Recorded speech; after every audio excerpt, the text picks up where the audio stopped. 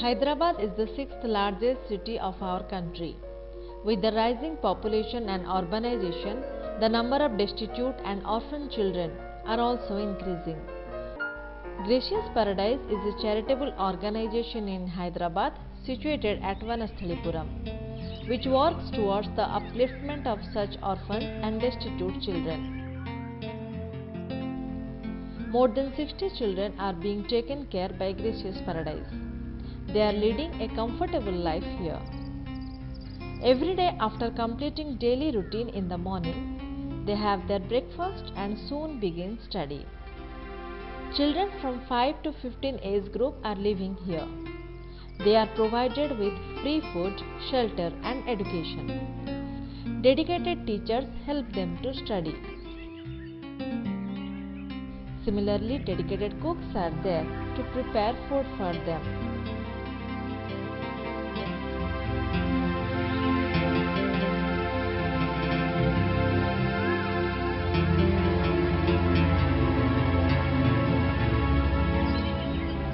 In regular intervals, health camps are organized here.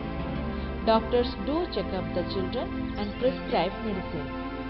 People from different sections of life come occasionally and share their happiness with these children. They share their birthdays, anniversaries and special days with these children.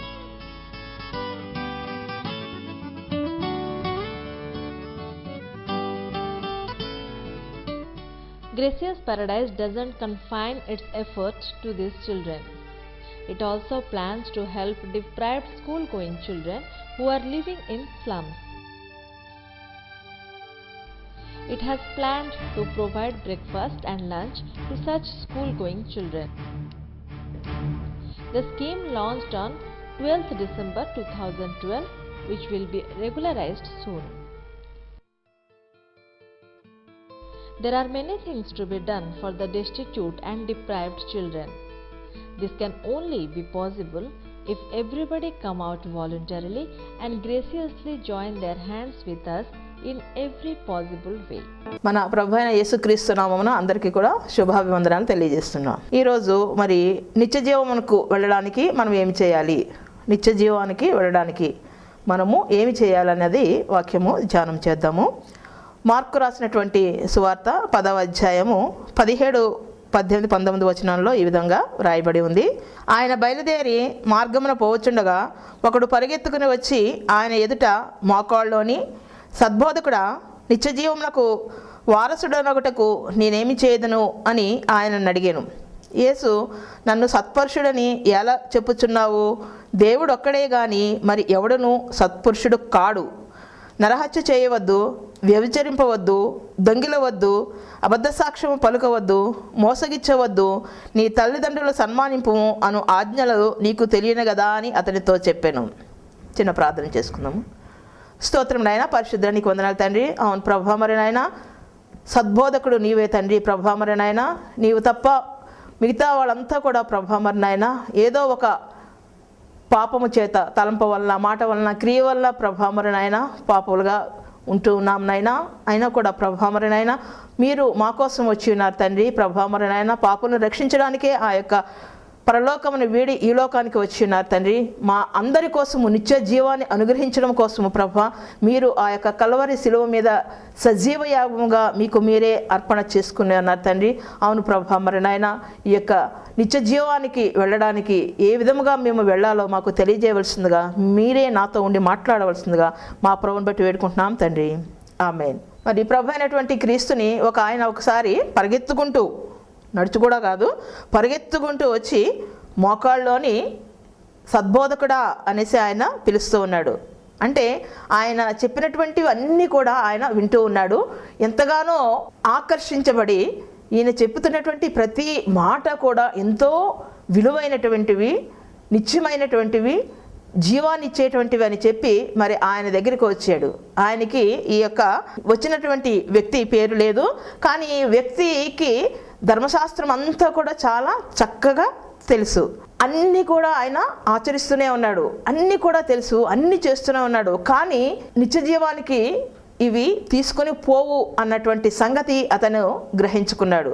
కాబట్టి మరి ప్రభు దగ్గరికి వచ్చి నిత్య జీవానికి వెళ్ళాలి అంటే, నిత్య జీవంలో ఎల్లప్పుడూ యుగయుగాలు కూడా నేను ఉండాలి అంటే మరి నేను ఏం చేయాలి దేవా అని అడిగినప్పుడు ప్రభు చెప్పినటువంటి మాట ఏంటంటే, నీకు తెలుసు కదా అన్నిని, ఒకటి నరహత్య చేయొద్దు అన్నాడు, రెండవదిగా వ్యభిచారము చేయవద్దు, మూడవదిగా దొంగిలించవద్దు, అబద్ధ సాక్ష్యాలు పలకవద్దు, మోసపుచ్చవద్దు, నీ తల్లిదండ్రుల్ని సన్మానించు అని చెప్పడం జరిగింది. ఈ రోజుల్లో కూడా మనం కూడా ఇవన్నీ కూడా మనము అప్లై చేసుకుంటే మన జీవితాలు ఎట్లా ఉన్నాయన్నది అర్థమవుతుంది. నిజమే, మనం కూడా ఎవరిని కూడా హత్యలు చేయట్లేదు. హత్యలు చేసేటువంటి పరిస్థితులు ఇప్పుడు లేవు కాబట్టి మనం ఎవరిని కూడా హత్యలు చేయనటువంటి పరిస్థితి. కానీ మన మాట వలన ఇతరులు చనిపోయేటువంటి పరిస్థితులు ఎక్కువగా ఉన్నాయి. అందుకని మన నాలుకను మనము కంట్రోల్లో ఉంచుకోవాలి. ఎప్పుడు కూడా మనం డైరెక్ట్గా హత్య చేయకపోయినా కూడా మరి ఇండైరెక్ట్గా హత్యలు చేసేటువంటి పరిస్థితులు, లేకపోతే వాళ్ళే ఆత్మహత్యలు చేసుకునేటువంటి పరిస్థితులు కల్పిస్తున్నామేమో ఒక్కసారి ఆలోచన చేసుకోండి. రెండవదిగా కనుక చూసుకుంటే వ్యభిచరించవద్దు. పూర్వకాలంలో వ్యభిచారాలు ఎక్కువగా ఉండేవి. అలాగుంటే ఇప్పుడు తగ్గిపోయినాయా? అసలే లేదు. మరి లెక్కల ప్రకారం కనుక చూసుకుంటే ఇండియాలో ఎయిడ్స్ ఎక్కడ ఎక్కువ ఉందంటే నెంబర్ 1 ఏదంటే ఆంధ్రప్రదేశ్ అని చెప్పడం జరుగుతూ ఉంటుంది. మరి ఆంధ్రప్రదేశ్లో ఎయిడ్స్ ఎట్లా ఇంత ఎక్కువగా ఉందంటే దేనివల్ల వచ్చింది? అదంతా కూడా కేవలము వ్యభిచారం వలన మాత్రమే అవి వస్తుంది. అంతటి భయంకరమైనటువంటి రోగము, మరి దానికి చికిత్స లేనటువంటి రోగము, దానికి నివారణ తప్పించి మందులు లేవు. అది వచ్చినటువంటి వాళ్ళు చనిపోవాల్సినటువంటి పరిస్థితి. అట్లాంటి ఎయిడ్స్ రోగము దేనివల్ల వస్తుందంటే వ్యభిచారం వల్ల వస్తూ ఉంటుంది. మరి వ్యభిచారము ఎంతగా ఈ యొక్క ఆంధ్రప్రదేశ్లో ఈ మన ప్రాంతాల్లో నాటుకుని పోయిందో గమనించండి. ఎన్ని మరి హత్యలు వాటి వల్ల జరుగుతున్నాయో. తర్వాత దొంగిలించవద్దు. మేమేమి దొంగిలిస్తున్నామండి? మేమేమి కూడా దొంగిలించట్లేదు, దొంగలంతా వేరుగా ఉన్నారు అంటారు. దొంగలు వేరే ఏమో కానీ మనం ఒకటి మాత్రము దొంగిలిస్తూ ఉంటాము. అది ఏంటంటే దేవునికి ఇవ్వవలసినటువంటి సమయాన్ని మనము ఇవ్వము. దేవునితోటి గడపవలసినటువంటి సమయాన్ని మనము గడపము. అన్ని పనులు చేసుకోవడానికి టైం ఉంటుంది. ఇంట్లో ఆడవాళ్ళకైతే ఇంట్లో వంట చేయడానికి, బట్టలు ఉతుక్కోవడానికి, ఇంటి పనులు చేసుకోవడానికి అన్నిటికీ టైం ఉంటుంది. కానీ ప్రార్థన చేసుకోవడానికి, వాక్యాన్ని చదువుకోవడానికి మాత్రము టైము ఉండదు. పురుషులకు కూడా అంతే. మరి డ్యూటీకి వెళ్ళి వస్తూ ఉంటారు, ప్రయాణాలకి వెళ్ళి వస్తూ ఉంటారు, దూర ప్రాంతాలకు వెళ్ళి వస్తూ ఉంటారు, అన్నిటికీ టైం ఉంటుంది. కానీ దేవుని దగ్గరికి రావడానికి మాత్రము టైం ఉండదు. సినిమాలు చూడడానికి టైం ఉంటుంది, షికార్లకు వెళ్ళడానికి టైం ఉంటుంది, తాగడానికి టైం ఉంటుంది, ప్రతి దానికి టైం ఉంటుంది. కానీ దేవుని దగ్గరికి వచ్చి దేవునితోటి గడపడానికి మాత్రము టైము ఉండదు. దొంగిలించవద్దు అంటే మరి మనం ఏం చేస్తున్నామంటే దేవుని యొక్క సమయాన్ని మనము దొంగిలిస్తూ ఉన్నాము. అలాగే అబద్ధ సాక్ష్యాలు పలకకూడదు. అబద్ధ సాక్ష్యాలు పలకొద్దు. నీ తల్లిదండ్రుల్ని సన్మానించము. ఇవన్నీ కూడా ప్రభువు ఆ యొక్క వ్యక్తితోటి చెప్పినప్పుడు ఆ వ్యక్తి ఏమంటున్నాడంటే, ఇవన్నీ కూడా నేను చిన్నప్పటి నుంచి కూడా చేస్తూనే ఉన్నాను అని ఎప్పుడైతే చెప్పాడో, అయితే నీకు ఒకటి కొదువుగా ఉంది. అది ఏంటంటే నీకు కలిగినదంతా కూడా అమ్మి పేదవారికి ఇచ్చేసి నీవు నన్ను వెంబడించు అని చెప్పగానే అతని యొక్క మొహం అంతా కూడా మారిపోయింది. ఆయన ఏదో చెప్తాడని నేను వస్తే ఈయన ఏం చెప్పాడు? మొత్తం నా దగ్గర ఉన్నటువంటి మరి ఆస్తులన్నీ కూడా అమ్మేసి పేదవాళ్ళకి ఇచ్చేసి నన్ను వెంబడించమంటున్నాడని చెప్పి మరి ఎంతో ఆశతో వచ్చినటువంటి అతను చిన్న మొహం చేసుకొని మొహమంతా కూడా చిన్నబుచ్చుకొని మళ్ళా మాట్లాడుకోకుండా దేవుని దగ్గర నుంచి వెళ్ళిపోయాడు. దేవుని దగ్గర నుంచి అతను వెళ్ళిపోయినప్పుడు ప్రభు చెప్పినటువంటి మాట, ధనవంతుడు పరలోక రాజ్యంలో ప్రవేశించడు, కానీ మరి ఒక చిన్న సూది బెజ్జములో ఒంటె మాత్రము దూరగలుగుతుంది అనేసి అని చెప్పినప్పుడు అది ఎట్లా సాధ్యం అనేసి శిష్యులు అడిగారు. దేవునికి సమస్తము కూడా సాధ్యమే. దేవునికి అసాధ్యమైంది ఏదీ లేదు. అది మనుషులకి అసాధ్యం, కానీ దేవునికి మాత్రం అసాధ్యమైంది ఏది కానే కాదు. దేవుడు ప్రతి వారితోటి కూడా ఆయన మాట్లాడుతూనే ఉన్నాడు. ప్రతి వారిని కూడా ఆయన పరీక్షిస్తూనే ఉంటాడు. ఆయన చెప్పినటువంటి మాట ఏంటి? నీ యొక్క ఆస్తి అమ్మి బీదలకి ఇచ్చి నన్ను వెంబడించు అని చెప్పాడు. దేవుడిని వెంబడించినప్పుడు దేవుణ్ణి వెంబడించినటువంటి వారికి ఏదైనా కొదువుగా ఉంటుందా? ఎట్టి పరిస్థితుల్లో కొదువు అన్నది, లేమి అన్నది, కరువు అన్నది ఉండనే ఉండదు.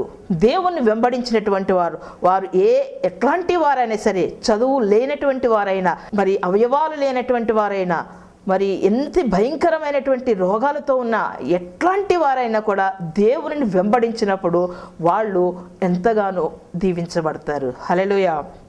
అంతేకాదు దేవుడు వారికి సమస్తాన్ని కూడా అనుగ్రహిస్తాడు. ప్రభు అయినటువంటి క్రీస్తు మరి ఆయన 33.5 సంవత్సరాలు శరీరధారిగా ఈ లోకంలో ఉన్నప్పుడు 3.5 సంవత్సరాలు ప్రతి గ్రామానికి కూడా వెళ్ళి ఆయన సువార్త సేవ చేశారు. ఆయన వెళుతూ ఉంటే చాలు ఆయనని అనేక మంది వెంబడించారు. ఆ వెంబడించినటువంటి వారిలో రకరకాలైనటువంటి మనుషులు ఉన్నారు. కొందరు ఆయన వెంబడిస్తే మాకు తిండికి ఏమాత్రము కూడా కొదవు ఉండదు, మాకు బట్టలకి కొదవు ఉండదు అని ఆయనని వెంబడించారు. ఇంకా కొంతమంది ఆయనని వెంబడిస్తే మాకు ఉన్నటువంటి భయంకరమైనటువంటి రోగాలు పోతాయి అని చెప్పి ఆయనని వెంబడించారు. ఇంకా కొందరు ఈయనలో ఏమైనా తప్పులు దొరుకుతాయేమో, తప్పులు వెతకడం కోసము ఆయనని వెంబడించినటువంటి వారు కొందరు ఉన్నారు. కొందరు ఏమనుకున్నారంటే ఈయన ఏయో మహత్కార్యాలు చేస్తున్నాడంట, ఏదేదో చేసేస్తున్నాడు, ఏదో చూద్దాము అని చెప్పి వచ్చినటువంటి వాళ్ళు కొందరు ఉన్నారు. హల్లెలూయా. మరి అట్లాగా ఇక్కడ కనుక చూసుకుంటే ఈయన సత్పురుషుడు అని తెలుసు, ఈయన వలన అనేక కార్యాలు జరుగుతున్నాయని తెలుసు, నిత్య జీవానికి ఈయన ద్వారానే వెళ్ళాలి అని అనుకున్నటువంటి అతను మరి వచ్చి మోకాళ్ళు అని ప్రభువా నేను నిత్య జీవానికి వెళ్ళడానికి ఏం చేయాలి అని అడిగినప్పుడు మరి ప్రభువు చెప్పినటువంటి మాట విని మొహం చిన్నబుచ్చుకుని వెళ్ళిపోయాడు. మరి ఇంకొక వ్యక్తిని కనుక చూసుకుంటే అతను మరి పాపి అయినటువంటి వాడు. అతను ఎప్పుడు కూడా మరి అందరి చేత అసహించబడుతున్నటువంటి వాడు. అట్లాంటి వ్యక్తి ఒక ఆయన ఉన్నాడు. లూకా రాసినటువంటి సువార్త 19వ అధ్యాయంలో కనుక చూసుకుంటే ఒక ఆయన ఉన్నాడు, అందరికీ తెలిసినటువంటి ఆయన పొట్టి జక్కయ్య. ఈ జక్కయ్య కనుక చూసుకుంటే అతను ఎవరంటే సుంకపు గుత్తదారుడు. ఈయన అనుకున్నాడు అనమాట, యేసు ఎవరో చూడాలి అని మనసులో అనుకున్నాడు. యేసు ఎవరో చూడాలి అని అనుకున్నాడు. ఎందుకంటే అతను ఇన్కమ్ ట్యాక్స్ ఆఫీసర్ అనమాట. అంటే ఇప్పుడు చెప్పుకోవాలంటే అతను మరి సుంకపు గుత్తదారుడు. రాజుకి కొంత కట్టేసి మరి మిగతాదంతా కూడా అతను తీసుకునేటువంటి వాడు. ఇప్పుడు కూడా మనం అన్నిటికీ కూడా గవర్నమెంట్ అదే పనులు చేస్తుంది కదా. మరి రోడ్ మీద వెళ్ళే వాళ్ళకి టోల్ ట్యాక్స్ అంటారు, ప్రతి కారుకి బైక్కి అన్నిటికి కూడా ట్యాక్స్ కట్టించుకుంటూ ఉంటారు. అంటే ఎవరికో ఒకళ్ళకి కొంత డబ్బుకి వాళ్ళకు ఇవ్వడం జరుగుతుంది. వాళ్ళు గవర్నమెంట్ దగ్గర నుంచి ఆ పర్మిషన్ తీసుకుని మరి 2 సంవత్సరాలు 3 సంవత్సరాలు 4 5 సంవత్సరాల వరకు వాళ్ళు ఆ ట్యాక్సులు వసూలు చేస్తూనే ఉంటారు. మరి ఇంకా కనుక చూసుకుంటే ఇంకా రకరకాలైనటువంటి ట్యాక్సులు కడుతూనే ఉంటారు. మనకి ఇంకా సులభ కాంప్లెక్స్లు కానీ లేకపోతే ఇంకా కారు పార్కింగ్ దగ్గర కానీ ఇట్లాంటి అన్ని దగ్గర ట్యాక్సులు కట్టాలి. ఇంటికి మనం ట్యాక్స్ కట్టాలి, లేకపోతే పొలానికి పన్ను కట్టాలి. ఇట్లా ప్రతిదానికి మనం ట్యాక్సులు కడుతూనేనాము. మరి అప్పట్లో పూర్వంలో కూడా ఇట్లాంటి పన్నులు ఉన్నవి. ఇట్లాంటి పన్ను గుత్తదారుడైనటువంటి ఈ జక్కయ్య, పొట్టి జక్కయ్య మరి గవర్నమెంట్ చెప్పిన దానికి లేకపోతే 10 రూపాయలు నువ్వు వసూలు చేయాలంటే అతను ఏం చేస్తున్నాడు, 100 రూపాయలు తీసుకునేటువంటి వాడు. 10 రూపాయలు తీసుకోమని చెప్తే 100 రూపాయలు వసూలు చేసేటువంటి వాడు. మరి అక్కడ ఉన్నటువంటి ఆ ఎరుకో పట్టణంలో ఉన్నటువంటి అందరూ కూడా అతను చూస్తేనే అందరికీ కోపం. ఎందుకంటే ఎక్కువ ట్యాక్స్ వసూలు చేసేస్తున్నాడు, అక్రమంగా డబ్బు సంపాదించేస్తున్నాడు, ఎంతో డబ్బు సంపాదించాడు అని అందరికీ కూడా కోపమే. అన్యాయస్తుడు, పాపం చేస్తున్నాడు, ఇతడు పాపి అని అందరూ కూడా అతనికి పాపి అనేటువంటి ఒక బిరుదు కూడా ఇచ్చేశారు. అట్లాంటి పాపి అయినటువంటి ఈ యొక్క జక్కయ్య కనుక చూసుకుంటే వాడు పొట్టివాడు, డబ్బుకేమీ లోటు లేదు. అయితే మంచి ఆరోగ్యం ఉంది. అయ్యో అనారోగ్యంతో బాధపడుతున్నాను, దేవుని దగ్గరికి వెళ్ళాలని అనుకోలేదు. అతనికి ఆస్తి ఉంది, అంతస్తు ఉంది, అన్నీ బాగానే ఉన్నాయి. కానీ అనుకున్నాడు అనమాట, ఈయన అనేకమైనటువంటి మహత్కార్యాలు అన్నీ కూడా చేస్తున్నాడు, ఈయన ఎవరో నేను కూడా చూడాలి, ఒకసారి నేను ఆయనని చూడాలి, దర్శించాలి అని అనుకున్నాడు. అసలే పొట్టివాడు కాబట్టి మరి ఏం చేస్తున్నామంటే ఆయన ఏ మెయిన్ రోడ్లో వస్తున్నాడో ఆ దారిలో ఒక చెట్టు, మేడి చెట్టు ఎక్కి అక్కడ ఆయన కూర్చుని ఆయన చూస్తూ ఉన్నాడు అనమాట. ఎట్లా వస్తున్నాడు, ప్రభు ఎప్పుడు వస్తాడా, ఆయన ఎట్లా ఉంటాడు, ఆయనకి ఏదైనా రకరకాలైనటువంటి ఇంకా లేకపోతే ఏదైనా మనుషులకు ఉన్నటువంటిగా మనుషులాగే ఉన్నాడా, లేకపోతే ఇంకా ఎట్లా ప్రత్యేకమైనటువంటి విధంగా ఉన్నాడా అనేసి అతను చూస్తూ ఉన్నాడు. మరి ప్రభు అయినటువంటి క్రీస్తు ఆ యెరికో పట్టణంలో ఆ దారి గుండానే వచ్చి వచ్చి వచ్చి కరెక్ట్గా ఎక్కడికి వచ్చారంటే ఆ యొక్క మేడి చెట్టు దగ్గరికి వచ్చి, మరి జక్కయ్య నీవు కిందకి దిగిరా, నేడు నీ ఇంటికి రక్షణ వచ్చి ఉన్నది. హల్లెలూయా. ప్రభు చెప్పినటువంటి మాట ఒకటే, జక్కయ్య కిందకి దిగిరా అని. నిజంగా ఆశ్చర్యపోయాడు, ఈయనకి నా పేరు ఎట్లా తెలిసింది, దిగి రమ్మంటున్నాడు అనేసి. ఎప్పుడైతే ఆయన ఆ యొక్క సంతోషాన్ని అనుభవించాడో సంతోషంతో దిగి దేవుని యొక్క పాదాల చెంతకు ఆయన రావడం జరిగింది. ఎప్పుడైతే ప్రభు చెంతకు వచ్చి మరి ఆయన్ని మరి తన యొక్క హృదయంలోకి ఆహ్వానించుకున్నాడో ప్రభు చెప్పినటువంటి మాట, నీవు మరి అక్కడ ఉన్నటువంటి వాళ్ళు అందరూ అనుకుంటాడు, ఇదేంటి ఈయన వెళ్ళి ఒక పాపితోటి మాట్లాడుతూ ఉన్నాడు, పాపితోటి ఈయన మాట్లాడుతూ ఉన్నాడు అని అనుకుంటూ ఉంటే మరి ప్రభువు ఏమని చెప్తున్నాడు అనమాట, ఇతడును అబ్రహాము కుమారుడే, ఎందుకనగా నేడు ఈ ఇంటికి రక్షణ వచ్చి ఉన్నది. నశించిన దాన్ని వెదకి రక్షించుటకు మనుష్య కుమారుడు వచ్చినని అతనితో చెప్పాను. నశించిన దాన్ని వెదకి రక్షించుటకు మనుష్య కుమారుడు వచ్చినని అతనితో చెప్పాను. యేసుక్రీస్తు వారు మనుష్య కుమారునిగా ఈ లోకానికి ఎందుకు వచ్చారంటే మరి నశించిపోతున్నటువంటి జనాంగం కోసం ఆయన వచ్చి ఉన్నాడు. ఆయన పాపి, కానీ ఆయన యేసుని చూడాలి అని ఎప్పుడైతే హృదయంలో ఒక్క ఆలోచన వచ్చిందో ప్రభువు ఆయన యొక్క హృదయంలోకి ప్రవేశించాడు. మరి ఎప్పుడైతే జక్కయ్య ఏమని చెప్పాడనమాట, నేను ఇప్పటి వరకు ఎంతో ఆస్తి సంపాదించాను, ఈ సంపాదించినటువంటి ఆస్తి అంతా కూడా మరి నేను అందరికీ ఇచ్చేస్తున్నాను. ప్రభువా, నా ఆస్తిలో సగం బీదలకు ఇచ్చుచున్నాను. నేను ఎవరి యొద్దనైనను అన్యాయంగా దేనినైనను తీసుకుని ఎడల అతనికి 4 గంతలు మరలా చెల్లింతనని ప్రభుతో చెప్పాను. అతను చూడడమే కాదు, ఇమీడియట్గా పని కూడా ఆయన చేయడం మొదలుపెట్టాడు. నాకు ఉన్నటువంటి ఆస్తులో సగాన్ని అమ్మి నేను బీదలందరికీ కూడా పంచిపెడతాను. అలాగే ఎవరి దగ్గరైనా అన్యాయంగా ఏదైనా తీసుకుంటే 4 గింతలు అతనికి తిరిగి నేను చెల్లిస్తాననేసి ప్రభుతోటి వాగ్దానం చేసి ఉన్నాడు. నిజమే, మరి అనేక మంది ఈరోజు రక్షణలోకి వస్తూ ఉన్నారు. ఎట్లా వస్తున్నారంటే దేవుని యొక్క వాక్యము ద్వారా వస్తూ ఉన్నారు. ప్రభువు నశించిపోయినటువంటి మన కోసము ఆయన ఆ పరలోకములో ఉన్నటువంటి అత్యున్నతమైనటువంటి సింహాసనాన్ని విడిచిపెట్టి దీనుడుగా మన దగ్గరికి వచ్చి ఉన్నాడు. ఆయన దినమెల్లా కూడా 2 చేతులు కూడా చాచి మనల్ని పిలుస్తూ ఉన్నాడు. ప్రతి వారిని ఆ రోజు పొట్టి జక్కయ్యని జక్కయ్య అని పేరు పెట్టి పిలిచాడు. ఈరోజు నిన్ను నీ పేరుతోటి ప్రభు పిలుస్తూ ఉన్నాడు. ఇంకా మరి ఏ పరిస్థితుల్లో ఉన్నావో ఒక్కసారి ఆలోచన చేసుకో. మరి ధనాన్ని ఇమ్మని ప్రభు అడుగుతూ ఉన్నాడు. అయితే ధనం ఇచ్చేస్తే మా యొక్క జీవితము నెక్స్ట్ ఎట్లా బ్రతకాలి అనేసి మొదట వ్యక్తి అనుకుని దేవుని దగ్గర నుంచి వెళ్ళిపోయాడు. ఒకసారి ప్రభు మరి కానుకల పెట్టి దగ్గర కూర్చుని ఉన్నప్పుడు ఒక బీద విధవరాలు తనకు ఉన్నటువంటి 2 కాసులు తీసుకొచ్చి దేవునికి కానుకగా ఇచ్చింది. మరి ప్రభు అక్కడ చెప్పినటువంటి మాట ఏంటంటే, ఈమె తన యొక్క జీవాన్నంతా కూడా ఇచ్చేసింది అనేసి ప్రభు సెలవిచ్చి ఉన్నాడు. మరి ఇంకొకసారి ప్రభు ఒక గ్రామానికి ఒక భక్తుడిని పంపించారు, ఏలియా అనేటువంటి భక్తుడిని. ఆయన సారేపతు అనేటువంటి గ్రామానికి వెళ్ళినప్పుడు అక్కడ ఒక స్త్రీ ఆయనకి కనిపించింది. ఆ స్త్రీ పుల్లలు ఏరుకోవడానికి వచ్చింది. పుల్లలు ఏరుకుంటూ ఉంది. ఏలియా ఆమెను చూసి, అమ్మ కొంచెం నాకు మంచినీళ్ళు కావాలి అని అడిగినప్పుడు మరి ఆమె నీళ్ళ కోసం వెళుతూ ఉంటే, నువ్వు నీళ్ళతో పాటు నాకు ఒక చిన్న రొట్టె ముక్క చేసి తీసుకున్నరా అని అడిగితే ఆమె చెప్పినటువంటి మాట ఏంటంటే, డబ్బాలో కొంచెము మాత్రమే పిండే ఉంది, నా సీసాలో కొంచెము మాత్రమే నూనె ఉంది, అది కూడా మరి ఈ రోజుతోటి అయిపోతుంది. ఎందుకంటే ఈ ప్రదేశం అంతా కూడా భయంకరమైనటువంటి కరువు చేత పీడించబడుతుంది.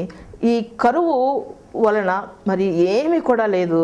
మేము ఆ రొట్టె చేసుకుని నేను నా కొడుకు తిని తర్వాత మాకు ఆహారం లేక చనిపోయేటువంటి పరిస్థితి అని చెప్పినప్పుడు, అయినా కూడా ఏలియా ఏమన్నాడంటే, నీవు మరి వెళ్ళి ఒక అప్పాన్ని, ఒక రొట్టెని ముందు తీసుకుని రా, దేవుని పేరిట నేను చెప్తున్నాను అని ఎప్పుడైతే మరి చెప్పాడో, ఆమె వెళ్ళి రొట్టె చేసి తీసుకుని వచ్చింది. ఆమె రొట్టె చేస్తున్నప్పుడే ఆలోచించుకుని ఉండొచ్చు, మనిషి మరి రొట్టె వలన జీవిస్తూ ఉంటాడు, ఈ రొట్టె తింటే నేను ఇంకొక 2 రోజులు ఎక్కువగా జీవించవచ్చు, తర్వాత నేను నా కొడుకు ఆహారం లేక ఎలాగైనా కూడా చనిపోతాము. కానీ ఆయన దైవజనుడని చెప్తూ ఉన్నాడు, ఆయనకి కొంచెము మరి ఇద్దాము, నేను చనిపోతాను, కాదంటే ఇంకొక 2 రోజుల ముందు నేను చనిపోతాను, అయినా కూడా ఒక మంచి పని నేను చెయ్యాలి అని ఆమె ఎప్పుడైతే మనసులో అనుకున్నదో, రొట్టె చేసిందో, తీసుకొని వచ్చి మరి ఆ యొక్క దైవజనుడికి ఇచ్చినప్పుడు ఆయన తిని ఆమెని దీవించాడు. ఆ దేశంలో భయంకరమైనటువంటి కరువు ఉన్నటువంటి 3.5 సంవత్సరాల్లో కూడా మరి ఆమె తొట్టెలో ఉన్నటువంటి పిండే అయిపోలేదు, ఆమె బుడ్డిలో ఉన్నటువంటి నూనె తరిగిపోలేదు. హల్లెలూయా. దేవునిని వెంబడించినప్పుడు, దేవుని యొక్క ఆజ్ఞానుసారముగా జీవించినప్పుడు ఏ కొరత, ఏ కొదవు, ఏ లేమి మన దగ్గరికి రానే రావు. మరి ఈ యొక్క దేవునిని ఫస్ట్ చెప్పినటువంటి మార్కు సువార్తలో చెప్పినటువంటి వ్యక్తి కనుక చూసుకుంటే ఆయన ఏమని చెప్పాడు? సద్బోధకుడా అని పిలిచాడు. నిత్య జీవానికి వెళ్ళడానికి నేను ఏమి చేయాలి అంటే, మరి నీకున్న ఆస్తి అంతా కూడా అమ్మేసి నన్ను వెంబడించమంటే మొహం చిన్నబుచ్చుకుని వెళ్ళిపోయాడు. మరి ఇక్కడ కనుక చూసుకుంటే లూకా సువార్తలో 19వ అధ్యాయంలో కనుక చూసుకుంటే పొట్టి జక్కయ్య అయితే వెంటనే దేవుణ్ణి చూసిన వెంటనే, దేవా నేను ఈ విధంగా చేస్తానని చెప్పి తనకు తాను చేసి అన్నీ కూడా మరి పేదవారికి ఇవ్వడం జరిగింది. దేవుని యొక్క చిత్తాన్ని అక్కడ నెరవేర్చడం జరిగింది. సారేపతి విధవరాలు, మరి యొక్క బీద విధవరాలు 2 కాసులు ఇచ్చినటువంటి వాళ్ళు రేపు ఎలాగా అని ఆలోచన చేసుకోకుండా దేవునికి వారికి కలిగినది ఎప్పుడైతే అర్పణ చేసుకున్నారో దేవుడు వారిని విడిచిపెట్టాడా? లేదు. వారి జీవితాంతము కూడా దీవించబడ్డారు.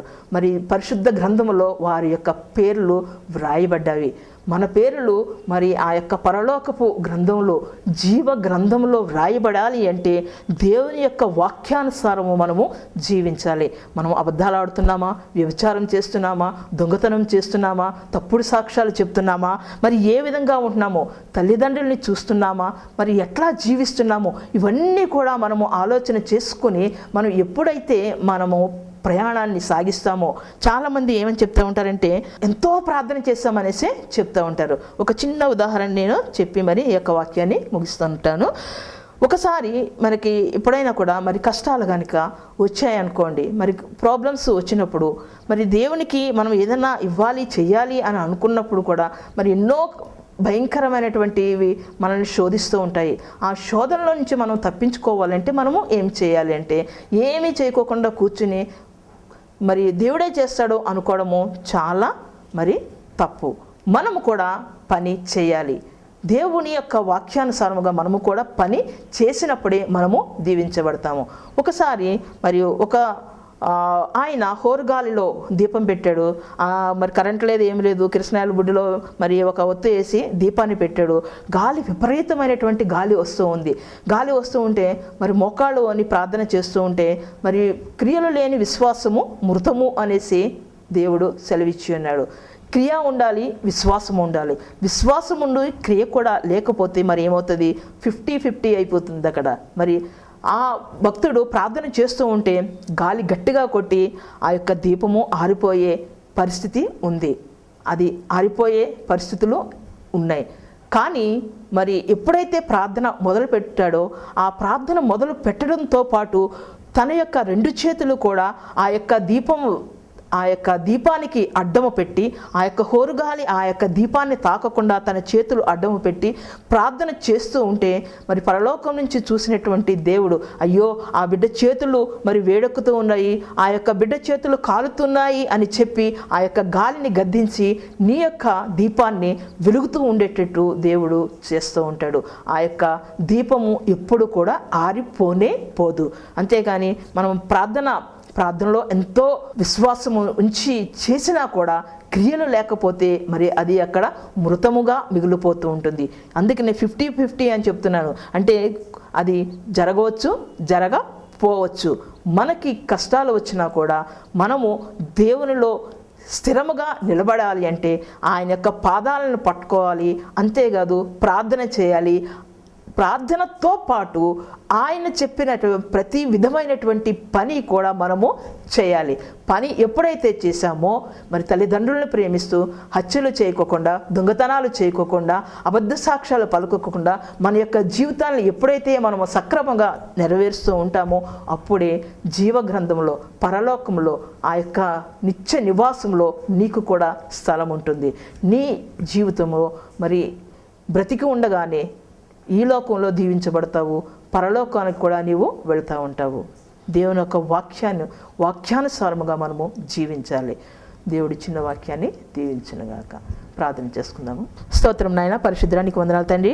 అవును ప్రభా, మరి నాయన నిత్య జీవానికి వారసుడవటానికి ప్రభా మరి నాయన అన్నీ తెలిసి కూడా ప్రభా మరి నాయన ఏమీ చేయలేనటువంటి పరిస్థితుల్లో ప్రభా మరి నాయన అనేక మంది బిడ్డలు వెనక్కి వెళ్ళిపోతూ ఉన్నారు తండ్రి. ముఖాన్ని చిన్నబుచ్చుకుని మరీ వెళ్ళిపోతూ ఉన్నారు తండ్రి. ప్రభా మరి నాయన నీ మీద పూర్తి విశ్వాసముతోటి ప్రభా మరి నాయన ఎవరైతే వారి యొక్క హృదయాన్ని నీ మీద ఆనుకుని ఉంటారో ప్రభా మరి నాయన వారిని ఎంతగానో దీవిస్తామని సెలవిచ్చి ఉన్నావు తండ్రి. అవును ప్రభా మరి నాయన పాపి అయినటువంటి పొట్టి జక్కయ్య తండ్రి ప్రభా మరి నాయన ఆ బిడ్డకి ధనము ఉంది, ఆస్తి ఉంది, సంపద ఉంది, అయినా కూడా ప్రభు ఎవరో చూడాలి అనేటువంటి ఒక్క కోరికతో వచ్చాడు. రావడమే కాదు ప్రభా మరి నాయన ఇది తన యొక్క ఆస్తిని అంతా కూడా మరి నాయన నీవు చెప్పిన విధంగా బీదలకి ఇచ్చి ప్రభా మరి నాయన నీ యొక్క పరలోకానికి నిత్య జీవానికి వెళ్ళడానికి ప్రభా మరి నాయన తను చేయవలసినటువంటి ప్రతి పనిని కూడా చేసి చూపించి ఉన్నాడు తండ్రి. అవును ప్రభా మరి నాయన నిత్య నివాసంలో మేము ఏ విధంగా చేరాలో ప్రతిదీ కూడా నీవు బైబిల్లో చక్కగా వివరించి ఉన్నావు తండ్రి. ప్రభా మరి నాయన ఈ యొక్క వాక్యాన్ని వింటున్నటువంటి బిడ్డలు కూడా ప్రభా మరి నాయన వారి యొక్క హృదయాల్లో ప్రభా మరి నాయన తెరిచి నిన్ను ఆహ్వానించుకుని హృదయంలో నిండు భద్రపరుచుకొని నీ యొక్క వాక్యానుసారమైనటువంటి జీవితాలు జీవిస్తూ తమ యొక్క ఈ లోకంలో మరి నాయన ఫలిస్తూ పరలోకంలో కూడా నిత్య నివాసంలో యుగ యుగాలు ఉండేటువంటి భాగ్యాన్ని దయచేయమని ప్రభువుని బట్టి వేడుకుంటున్నాం తండ్రి. ఆమేన్.